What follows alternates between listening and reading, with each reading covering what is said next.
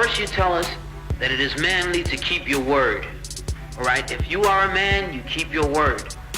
And now all that the black people in this country are demanding, and even the black people in the whole world are demanding, is that you keep your word. You told us we were free. Well then, show us that we're free.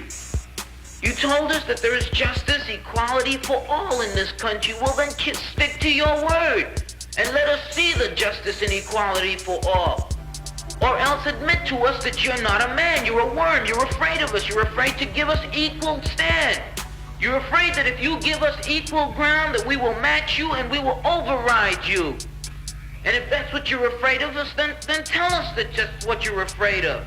But don't keep hiding it from us and holding this up to us, and every time we ask you for something, you give us a little bit of something, and it's all tokenism. We don't want tokenism. And there are most black men in this world that don't want charity. And yet still every time we ask you for something, you give us a little piece, a little piece. You're playing games with us. We're not children. We're big men. I've seen my father have to put up with all kinds of stuff. He was a big man. He raised a family. He went down south, and he had to go around to the back door with his wife. We're not asking for anything. We're not asking for any favors. All we want is what's ours. Now, there are many black veterans who are coming back, and they're mad. They're angry. Do you think that they're going to sit down through this? Our fathers didn't have the knowledge that we had. They sat through it. But there are other black youth that are not going to sit through it. We know about Che. We know about Fanon. We've read the books of our revolution. We've listened to Mao and his quotations. We know where we stand. We're not going to sit for it. We're asking, and if we ask and we don't get, we're prepared to stand up and take it. If I ask a man, I tell a man I am hungry. I tell him I am cold. And I ask him to do something about my condition. And this man holds a loaf of bread right in front of me so I can see it, and I keep asking him, I'm begging him to please give me a slice of the loaf of bread. I am hungry.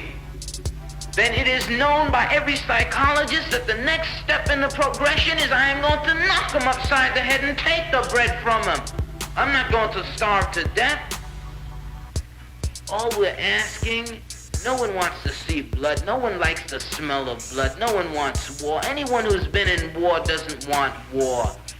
Everyone knows what it is to see the inside of a man's gut hanging out and see your friends die, see relatives die. No one wants to regress back to the state of mind where you have to think it's all for the cause, therefore my mother has to die, my wife has to die, my brothers and sisters have to die. No one wants that. But you're pushing us to it. You're leaving us no choice. We're asking, we're begging. The students up at Columbia, they ask. The brothers down south ask. The brothers in Latin America, the brothers in Africa, they're all asking. All they're doing is asking. Our fathers asked. Our grandfathers asked. The presidents of our universities, our colleges had to go to your back doors to beg that their children be given just enough money so that they could be taught something to live off. And yet still they asked and asked and asked, and you refused to give them anything. Now, we're just about out of patience.